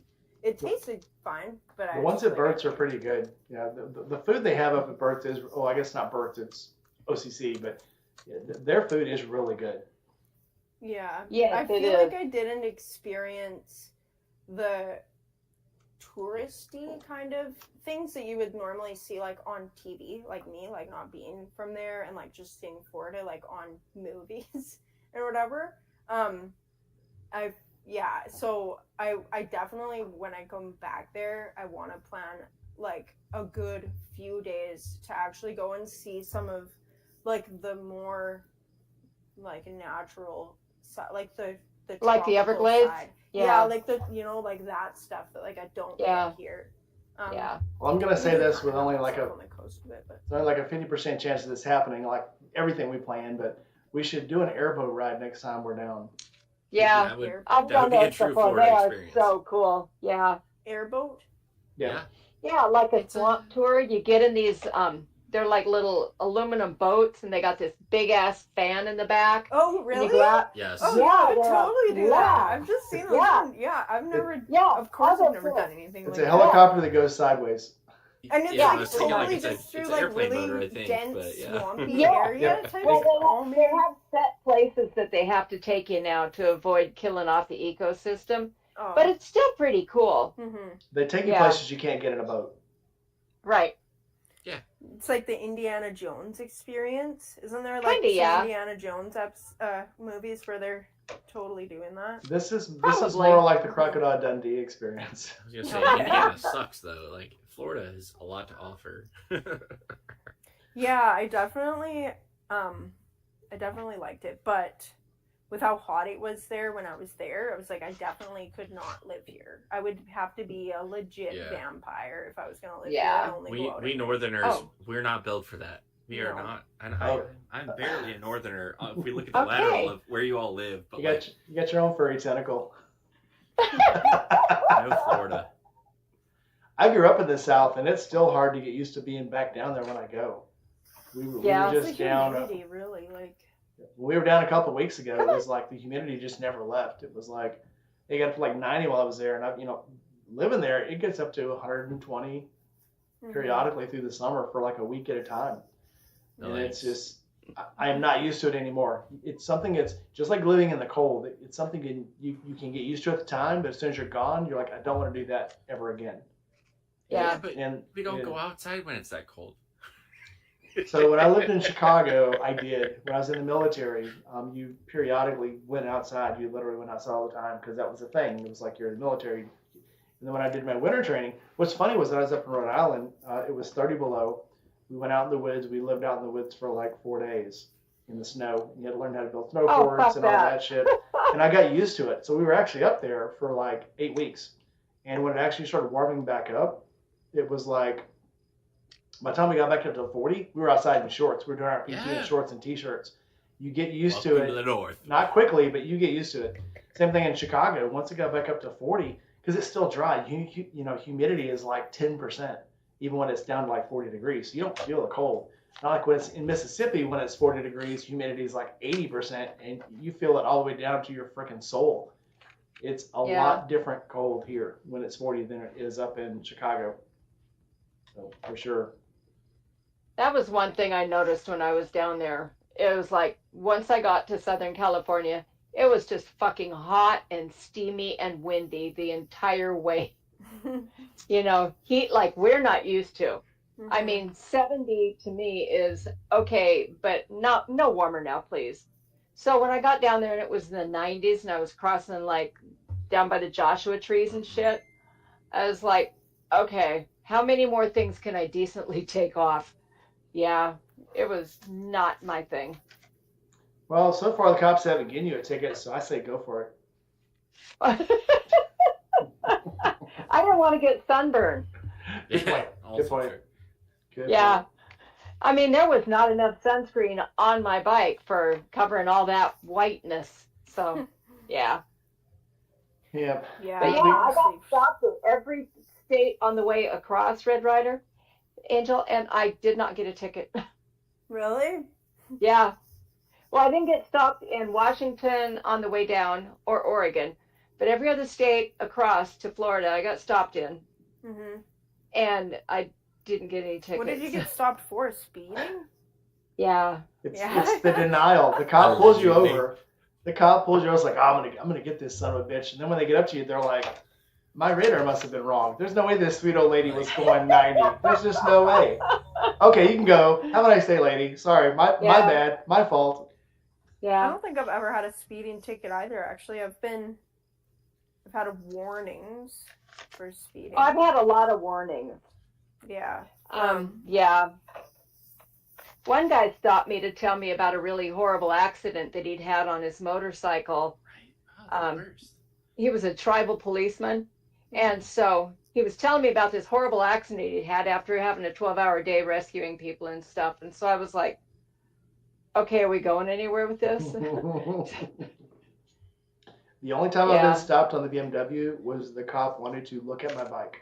He didn't flash his lights at me. So illegal. He just gave me the alarm. Yeah. I was going to say, that is like a Fourth Amendment violation. This is probably one of the same cops that I drive by periodically doing 90. So I don't mind him just talking to me about my bike. So it's fine. Yeah.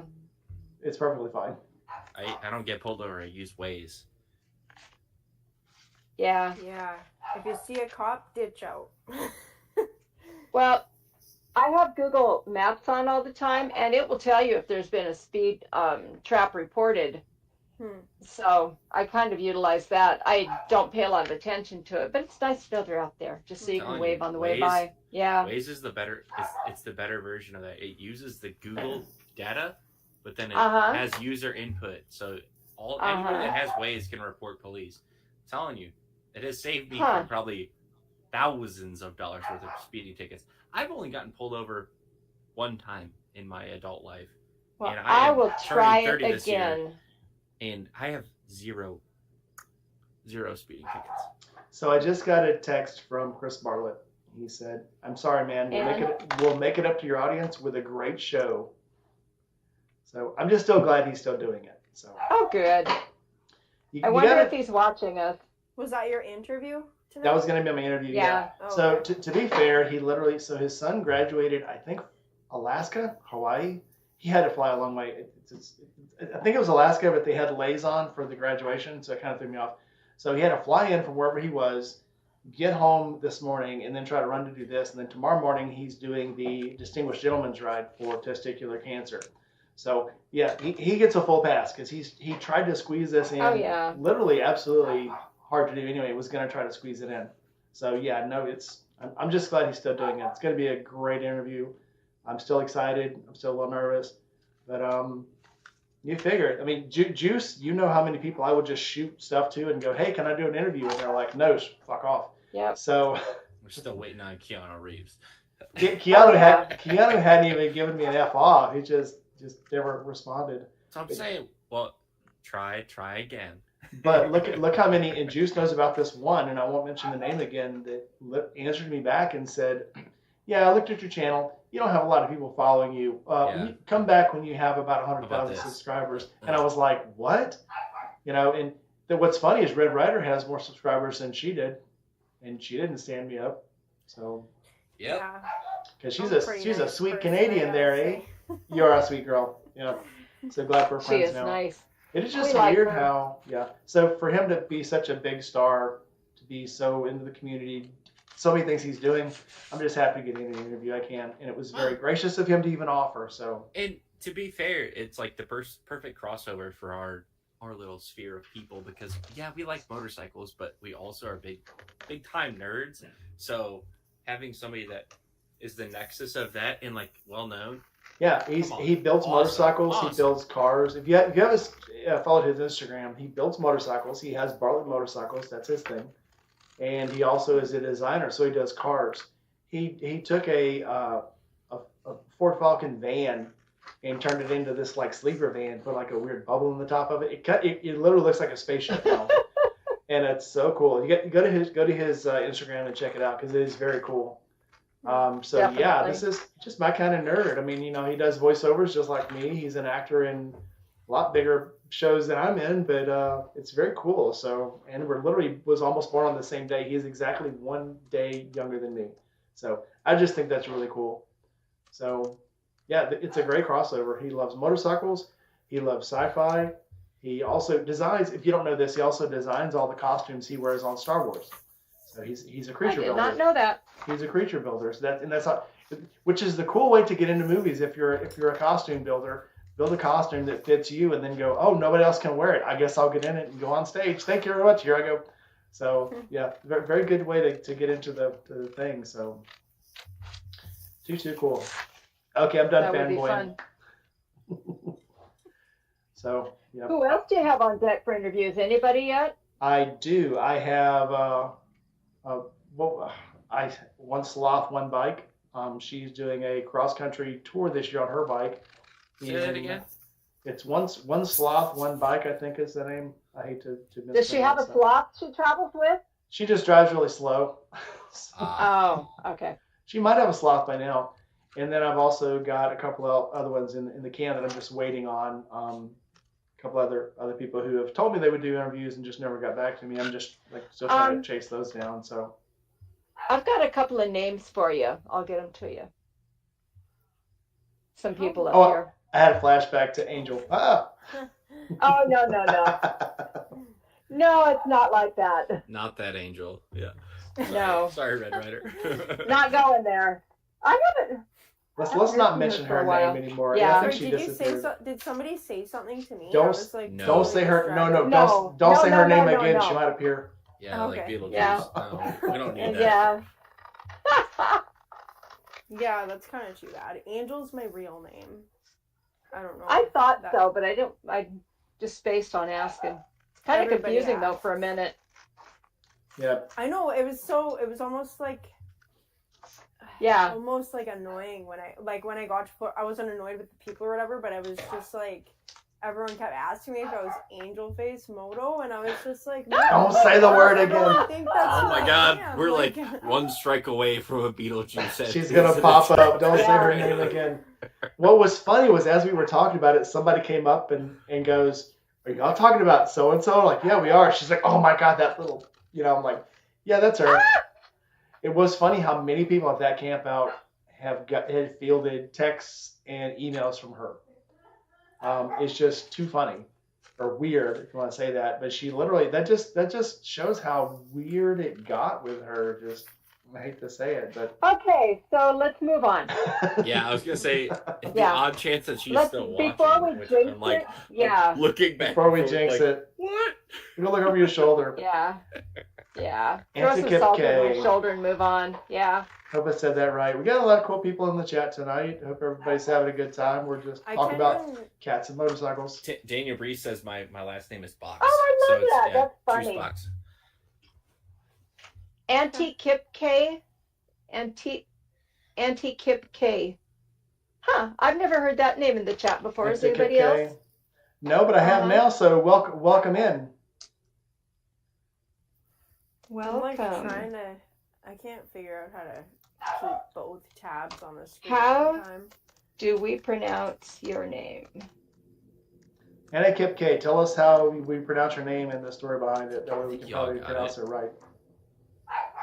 Or the story behind it. Anti-Kip? So like Kip Kip? Yeah.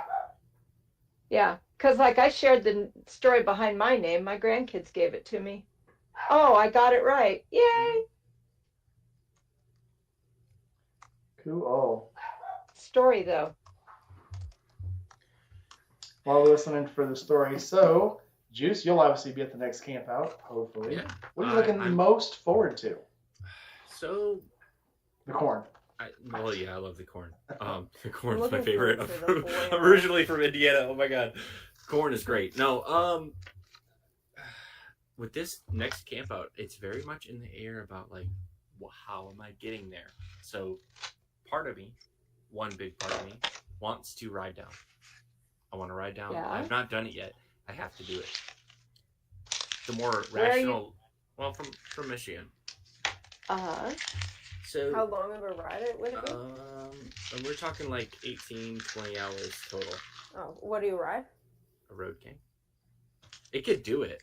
I would totally do it. I would totally do it. No, it's definitely me that's the problem, not the bike. That's one of those things that you have to not think about so much. And yeah, exactly. Yeah, you want me to ride your bike down for you? Oh, okay, it's fine. Man. No. I wish it was an 18-hour ride for me. I hear you. More so the weather, though.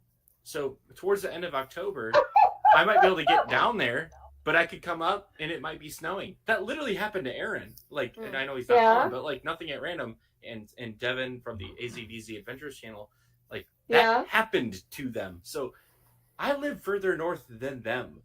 So I mean, things I want to do versus things I should do. It may be a game time decision, but ultimately, just based on like, if I wanted to save some PTO, I may just fly down. I work remote with my job too, so there's some flexibility there. I might be able to save some PTO days if I do that. But I'm looking forward to seeing the people. First and foremost, always the people. People number one. That's what I'm looking forward to at the next camp out. But I would love to get there by bike. I think that would be awesome.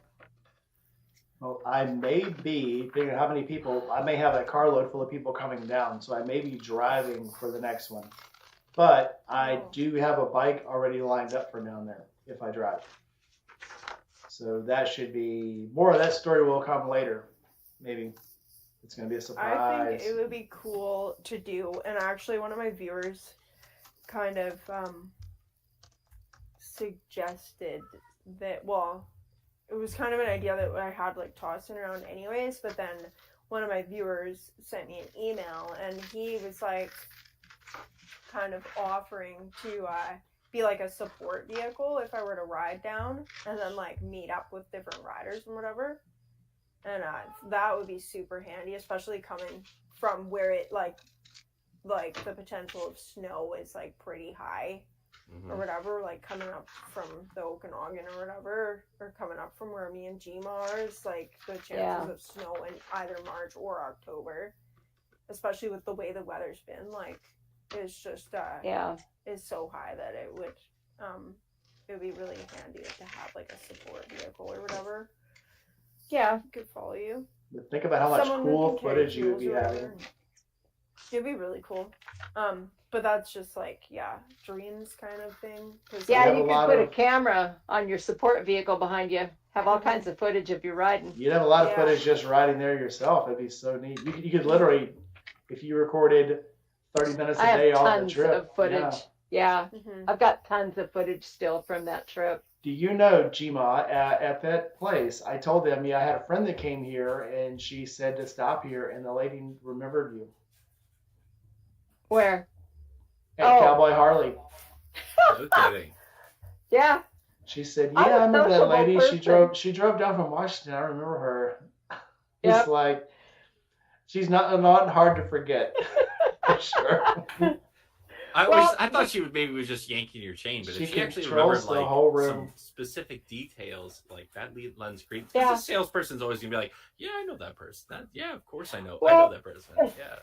No, they were I got a motel room right next door. So when I was going through my stuff, I noticed that I had left one of my socks behind at my last laundry stop. So I went over and bought another pair of socks. Because Harley Davidson socks are the bomb. They're warm. Really? They're wonderful. Oh, yeah. They're well worth the money. Oh, no, they're really nice, though. And I've got a pair of Harley Davidson socks I bought when I bought my Dyna. And they are still wonderful. Were they tall white socks, like super long, like knee height? No, for a Dyna though, I mean that's what I would expect. Yeah, I always get long socks because I've got tall boots. Yeah, and I don't like the feeling of the boot touching my leg. Oh, I know, I don't either. I've got both kinds of boots. I've got the ankle boots and I've got the tall Beechwood Harley boots. I don't much like those for riding in, but yeah. I also bought a pair of boots when I bought the Dyna, and I wore those out after this last trip. You gotta figure out a way to get some. Gotta find a good way to get some Indy Ridges to Red Rider. You can mail them to me, and I'll take them up to her. I was gonna say we gotta do some smuggling. That'd be cool. Yeah. Yeah. Don't let the Canadians know. They're really weird about their smuggling stuff. Oh, it's okay. Breaking all the laws. Smuggling, whatever, it's fine. Well, I'll just put them in my luggage and take them as my second pair of shoes. Yep. Oh, what do they know? Problem I don't know what it's like trying to come into Canada if you're not a Canadian. Well, I mean, I have a passport, so ground. Yeah. I'm just going to be riding up. Yeah. Last time I went to Canada, it was free to get in, and they charged me $20 to get out. What? I came in and I had to declare everything I brought, so I went up to work on signs. I had some electrical boards. And so I came in, worked on the stadium in Montreal, in the ice dome where it was the old Olympic hockey arena. And when I went to leave, I still had the declaration, and they're like, "Oh, you're here on business. That's a $20 fee." And I'm like, "I'm leaving." Syrup taxes. And they're like, "You didn't." I'm like, "They're yeah." I'm like, "They're like, you didn't pay the fee when you came in. You have to pay it now to leave." And I'm like, "What?" Because you were here because I was there on business, and I had what did they call it? But because I had parts, it's like you were here with parts, you didn't declare them, and I'm like, "No, I did, but I didn't declare them as a business tariff, so I had to pay. I had to pay to leave with them. I either pay the tariff or I get fined. So I'm like, here's $20. It sounds like a racket. It's Canada, man. You know, their GDP is crashing, so they gotta make money how they can. Canada's pretty stupid right now. I will not lie about that. You're welcome in the USA there, eh? Come on down. We'll welcome I have spare room. Well, welcome you local. That's a good idea. So move to Gmas, climatize there. Yeah. You can move to Memphis, climatize there. Yeah. We'll slowly move you all the way down to Florida. I don't want to live in Florida. No offense. No. Florida or No. anything like that, but I like literally would not be able to take the heat, and I would miss the mountains. She is too pale to go to Florida and live there. And I can't ride without hills and There's mountains in I America. know. Oh, there's hills and twisties everywhere. You ain't got to go far. Yeah. We've got 3 whole mountain ranges. You'll be fine. Tennessee. Eastern Tennessee is where we're all going to end up living. All that I think. know of the U.S. hills and mountains is like it's mostly really deserty. Good like chunk a lot of the of western desert. side of U.S. is pretty deserty. Yeah. Okay, we'll see. Well, That's there's all a that I know. swath in the middle that's kind of deserty. Okay. But yeah, I've been through a lot of mountains. There's the Tetons are beautiful. You would love that. The Tetons were just gorgeous. I mean, I'm not really emotional, but in 22, when we went over the Tetons, we rolled in and I was like, oh my God, I had to pull over and just catch my breath. It was so beautiful. Well, the worst And mountains I've had to it was drive over gorgeous. was in Arkansas. Arkansas was the most painful mountains to ride on. So Why? That's right in the middle, because you're literally looking down the side into a canyon. There's no guardrails. There's no side of the road. There's no shoulder. There's no white line. It's Yeah, like, I remember that. yeah. Yeah. And it So- was really trafficy in Arkansas. I mean, there was a lot of twisties, but Google Maps is saying, okay, go out here, because I was trying to do a Harley stop, right? Well, come to find out, the signs get stolen all the time. So I went to where the coordinates said to take the picture, no sign. So I was like, okay, fuck it. I take my helmet off, I take the picture, I submit it. They're like, oh, okay, thanks, here's your coin. Okay. Yeah, well, come to find out, they know about the problem, so they're just approving anything that comes in. I stopped at a So- place on the pigtail called the Tea Kettle, and I went. Yep. It's an overlook, and when I went to put my kickstand down, I couldn't get my kickstand down because I was on a slope. I couldn't get the kickstand down, and I'm like, I really want to take a picture. And then another group was on motorcycles, they're on sport bikes, so they turned their bikes around because it's a lot easier to maneuver those. And the dude came over and took a picture. But and that's the picture that was actually the thumbnail for that trip. But the tea kettle, the valley was behind me, but I had to hold the bike up because I couldn't get the kickstand down, and then we took off. But it's great. Those roads are freaking nuts. Yeah. You mentioned that the kickstand. That is another callback to we as Harley owners we put up with trust issues. I would call it trust issues. If you've had that Harley kickstand where you set the bike down and you're like it rocks forward, you're like, oh. Yeah, they don't call them Harley doesn't even call Jiffy them stand, right? Jiffy stand now. Yeah, they don't call it a kickstand anymore. But what year's your Road King? 2011. Okay, so I wonder like some of the newer Harley kickstands is just like the stupidest thing I've ever seen on a motorcycle. It's been an issue for like a solid decade, if not longer. But the Dyna, I don't know which models had like the lock-in kickstand. So like my Shovelhead kickstand locks. So even if it rocks forward, mine locks, but it still is like frightening when you've got a 900-pound motorcycle and you're like, oh, it's down, right? And then the design of those things is you're supposed to have to push it forward. The design is when they fall down out of that little slot, they're supposed to pull backwards. So they're designed to, as soon as you come off of, as soon as you stand the bike up, it's supposed to stand itself up. Why do we do this to ourselves? There's better designed kickstands. Why do we do this to ourselves as Harley owners? The new I think it's like the newer soft tails and some of the smaller Harleys.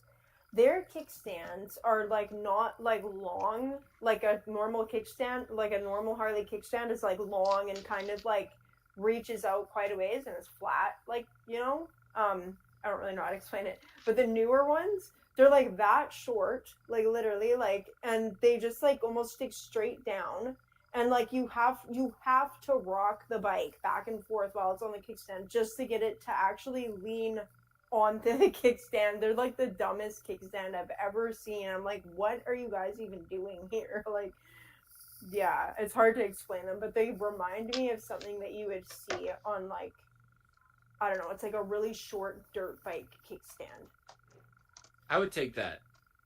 As long as it's a little bit more predictable than the kickstand Jiffy stand on my 2011 Road King, I'd take that. Yeah, I like my shovelhead kickstand. It's nice and long and does its job. It's never let me down. It's never let my bike down. The kickstand on the BMW is great because if I drop it, it's going to take 2 men and a small boy to get it back up. I replaced the spring on my kickstand when I got home because about halfway home it started not keeping the kickstand all the way up.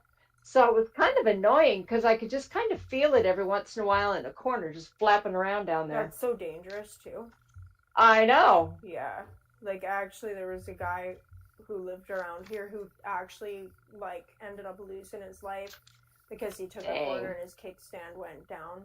I don't know if it like it must have been broken enough that it flopped forward because when he took the corner then it just completely like threw him off the road. Yeah. But that can be so dangerous. It gives me so much anxiety when people like riding with people like and their kickstands down. Yeah, there's one friend Fortunately, I didn't ride with anybody, so. Yeah, well, there's one friend of mine I was riding with him, and his kickstand's like dragging on the ground the whole time, and like he rides like an old Harley, like an old 45 flathead. Oh. And I was just like, oh my gosh, like your kickstand, and I'm just so like stressful. Mentioned it to him a couple times, like, and he's just like, oh yeah, whatever. And I'm just like, oh my gosh, and then like we stopped at wherever we were, the gas station or something like that, and I was like, okay, I'm taking out my hair tie because I have a spare one and I'm tying up your kickstand because like that's all I can think about the whole time I'm riding next to you is like watching you catapult. Yep. Yeah. Yeah. So sketchy. Yeah. I should probably get going though. I have dinner here and it's getting cold. What are you having for dinner, Angel? Chicken strips and fries. Nice. Ooh. Ooh. And I had to eat soggy fries last time. So I'm like... Thanks. Now I'm hungry. I know. I was getting hungry when you guys started talking about the corn, because then I was thinking about the seafood boil, and I was like, I just want those buttery potatoes again. They're so good. Well, if you guys when come... I was down there, I was so busy in the kitchen, I did not get any of that boil. Do they do the boil every year? Yes. I'm like so down the for boil is usually what, Thursday? Thursday night deal, yeah. Of all the people that I met and everything and how much I loved everybody, the seafood boil is definitely like the one thing that is like it looked really bomb. Oh, it was so effing good. And everyone kept telling me like what like we're gonna have a seafood boil, and I was just like, man, I don't like seafood, so I was just like imagining like a pot of like all these different like shellfishes boiling. Yeah, and I was just like, okay, well this is, and then me and Brainy went for tacos because we were like, yeah, like it's probably not gonna be ready for a while, and I was like, and I don't know how much I'm gonna actually eat if it's all just seafood, and then I thought Josh was like just joking when he told me that there was going to be sausages and potatoes in there. So I didn't think he was actually serious. And I don't even know why I like didn't take him serious. Maybe he's just like joking all the time, so it's like hard to. But and then when I just saw him like he is pretty hard to take seriously. Oh, it was the best part of the trip, to be honest. I had so much fun working in the kitchen when I went down there. I didn't know a damn soul when I walked in, and well, I knew Pete, but he wasn't feeling good, so he was sleeping a lot when I first got there.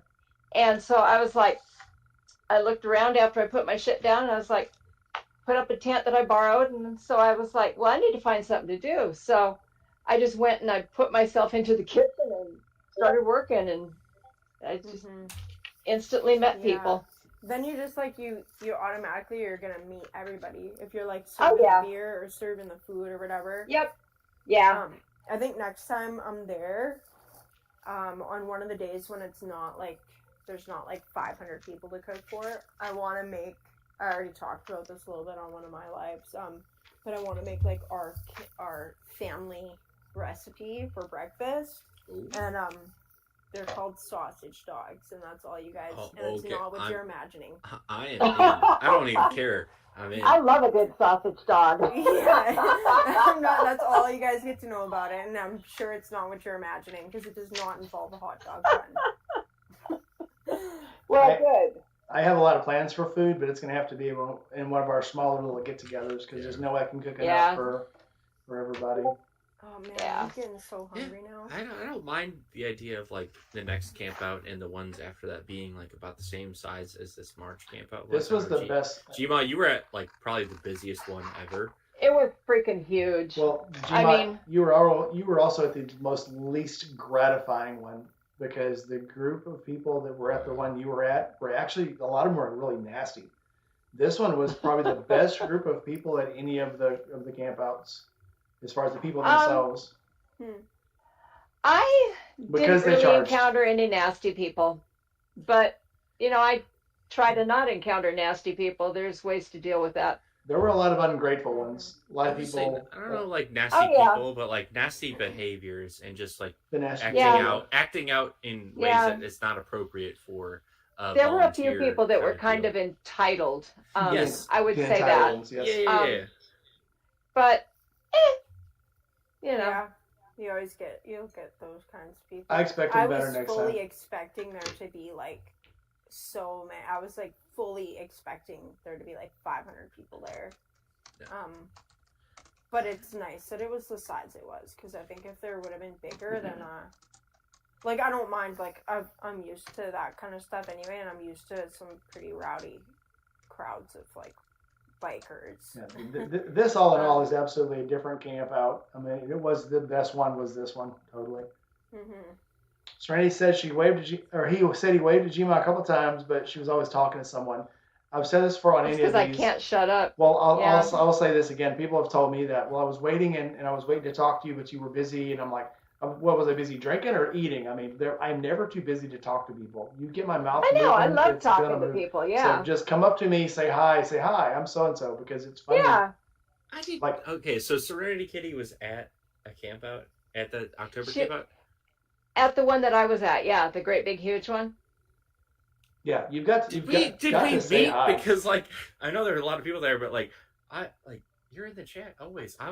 Please. Yeah, say I hi. know, right? Come say hi. Yes, come up. I have stickers, and don't expect me to remember to give you a sticker. You have to ask for one because I forget. Yeah, in the October camp out. Yeah. You've got to remember to ask for a sticker. Ask for a hug. I'll give you anything I've got. I'll give you anything but the clothes on my back, and sometimes that too. And sometimes that. I've seen it. All right, we've got to feed Red Rider, so we're gonna go ahead and close for the night. Yeah. Have a good night, everybody. Good to meet you, Gma.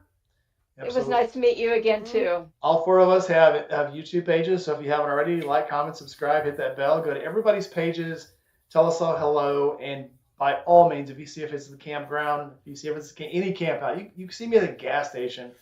Come up and say hi. Hug me. Yes. Yeah. Go up, say hi. Absolutely. Tell me who you are, and we're good for life. If you're an introverted piece of shit like me, like that is all you need to know. Like, I get it, but like, I'm your home. Yep. I'm with you. All right, guys. Monday it is. We're gonna have a good interview with Chris Bartlett. It's gonna be awesome. So please come back Monday at 7 p.m. Central Time.